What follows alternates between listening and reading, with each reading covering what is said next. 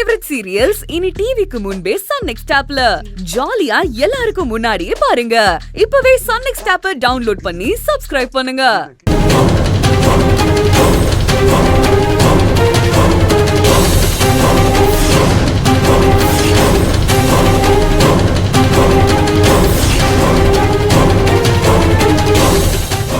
Sir கூட்டு வாங்க.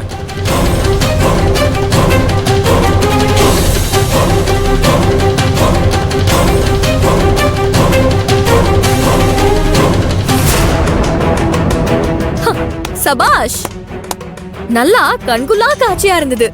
அப்பாவே பையனை ஜெயிலுக்கு அனுப்பி வைக்கிறது.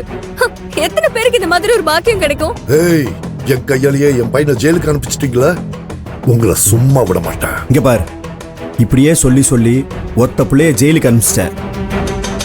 இனியும் இதே மாதிரி பேசிட்டு இருந்தேன்னு வச்சுக்கோ, துணைக்கு நீயும் போக வேண்டியது இருக்கும், பாத்துக்கோ. இதுக்கெல்லாம் நீங்க ஒரு நாள் பதில் சொல்லி ஆகணும். முதல்ல எனக்கு நீ பதில் சொல்லு.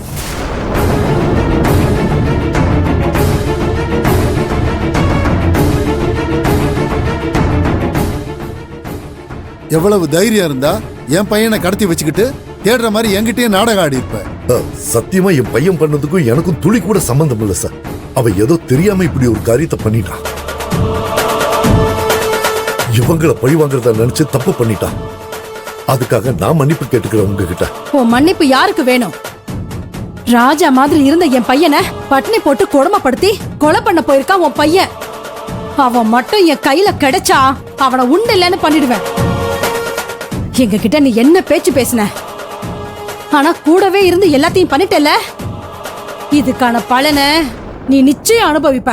இந்த பாருங்க, என் பையன் தப்பு பண்ணான்னு தெரிஞ்சே நான் உங்க பையனை காப்பாத்திருக்கேன். அதை நீங்க புரியாம பேசாதீங்க. என் பையன் பண்ண தப்புக்கு நான் தண்டனை வாங்கி கொடுத்திருக்கேன். இதுல இருந்தே நீங்க என்ன புரிஞ்சுக்கலாம்.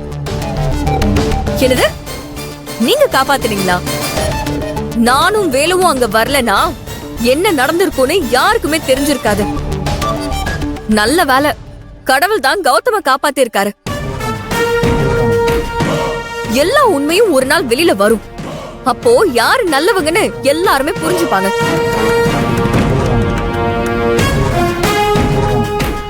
செல்வி, இனி நம்ம யாருக்கு எதுவும் சொல்லணும் அவசியம் எல்லாம் இல்லை. எல்லாருக்கும் எல்லாம் புரிஞ்சிருக்கும். இருந்தாலும் சொல்றேன், இனிமே எங்க விஷயத்துல யாரும் தலையிடாதீங்க. எங்களை நிம்மதியா இருக்க விடுங்க. திரும்பவும் ஏதாவது பிரச்சனை பண்ணீங்க, அப்புறம் நீங்க என்ன வேற மாதிரி பார்க்க வேண்டியது இருக்கும். வாங்க செல்வி.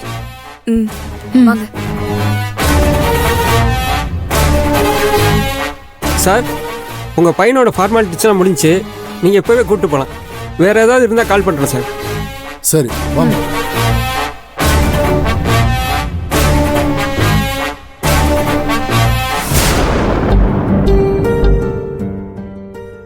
பாத்தியா மனோன்மணி, நம்ம ஆசாசியா பெத்து வளர்த்த நம்ம பொண்ணு ஒரு வார்த்தை கூட நம்ம கிட்ட சொல்லாம போறா. இனிமே நான் யாருக்காக உயிர் வாழணும்? ஏங்க, பெத்த அப்பா அம்மாவை தவிர ஊர்ல இருக்க எல்லாரையும் மன்னிச்சு ஏத்துக்கிறா. இவளுக்கு எப்படி நம்ம மனசை புரிய வைக்கிறது? ஆனா ஒண்ணுங்க, என்னைக்காவது ஒரு நாள் அவ நம்ம பாசத்தை புரிஞ்சுக்குவா.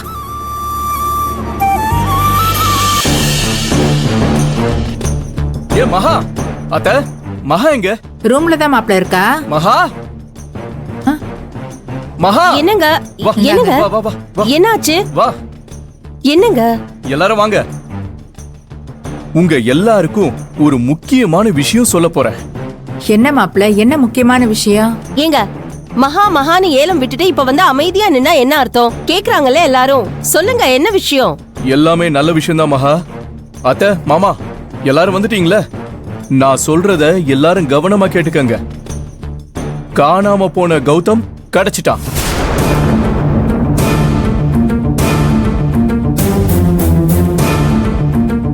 என்ன சொல்றீங்க? உண்மையாவா சொல்றீங்க? கௌதம் கிடைச்சிட்டானா? நிஜமாவா? உண்மையாவா சொல்றீங்க மாப்ள? இவ்வளவு நாள் எங்க இருந்தாரா? என்னாச்சு அவருக்கு? சொல்றேன், எல்லாத்தையும் சொல்றேன்.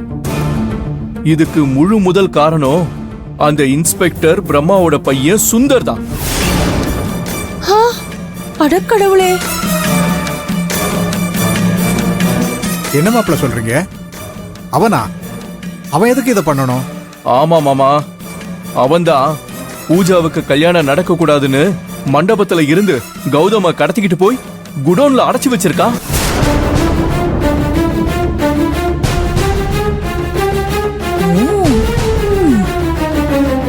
ஏங்க, நீங்க சொல்றதெல்லாம் உண்மைதானா? பூஜாவை கல்யாணம் பண்றதா இருந்தானே அந்த பையனா?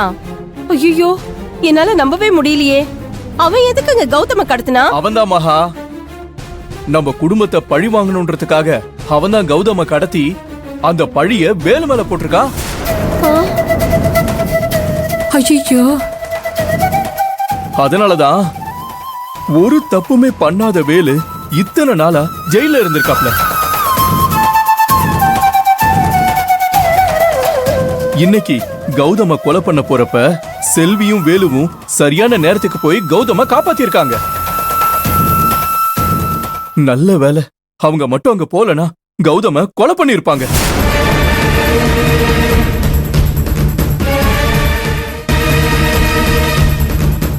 உண்மை எல்லாருக்கும் தெரிஞ்சதுனால இனிமே நம்ம வேலுக்கு எந்த பிரச்சனையும் இல்லைன்னு போலீஸே சொல்லிட்டாங்க. ஆண்டவா, என் புள்ள வேலுவை பெரிய கண்டத்துல இருந்து காப்பாத்திட்டு. மாப்பிள்ள, இனிமே வேலுவுக்கு எந்த பிரச்சனையும் இல்லையே, விடுதலை பண்ணிட்டாங்களா? ஆமா மாமா, இந்த கேஸ்ல வேலு தப்பு செய்யலன்னு போலீஸ்க்கு உறுதியா தெரிஞ்சிருச்சு. கோர்ட்டுல மட்டும் கொஞ்சம் வேலை இருக்கு, அதெல்லாம் விடுதலை ஆன மாதிரி தான். எப்படியோ எந்த தப்பும் பண்ணாம புள்ள ஜெயிலுக்கு போய் தண்டனை அனுபவிச்சுட்டு இருந்தான். ஏதோ கடவுள் அருளால வெளியே வந்துட்டான். நம்மளால தான் பக்கத்துல இருந்து அவனை கவனிக்க முடியல. அவன் வெளியே வந்ததே ரொம்ப சந்தோஷம்பா. நீங்க சொன்னது கரெக்ட் தான் மாமா. யாருக்கும் மனசளவுல கூட கெட்டதை நினைக்காத வேலு மேல அபாண்டமா பழிய போட்டாங்க. இந்த வீட்டுல இருக்கிறவங்க கூட சந்தர்ப்பத்துக்கு ஏத்த மாதிரி அவ செஞ்ச நன்றி எல்லாம் மறந்துட்டு நாக்குல நரம்பு இல்லாம பேசி அவனை காயப்படுத்தினாங்க. அவன் நிரபராதின்னு இப்ப எல்லாருக்கும் தெரிஞ்சிருச்சு. அன்னைக்கு பேசுறவங்க எல்லாரும் இன்னைக்கு எங்க போய் மூஞ்ச வச்சுப்பாங்கன்னு தெரியல.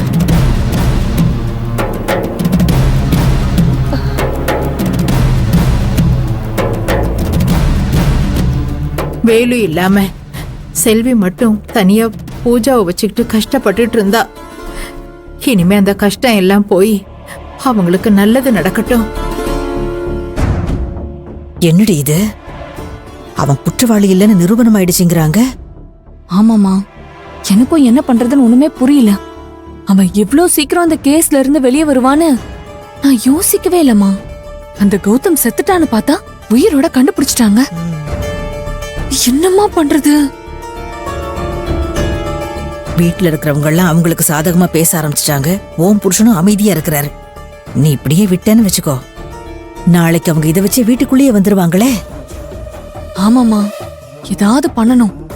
இல்லனா இவங்க எல்லாரும் போய் கூட்டிட்டு வந்தாலும் வந்துருவாங்க. ஏதாவது பண்ணணுமா?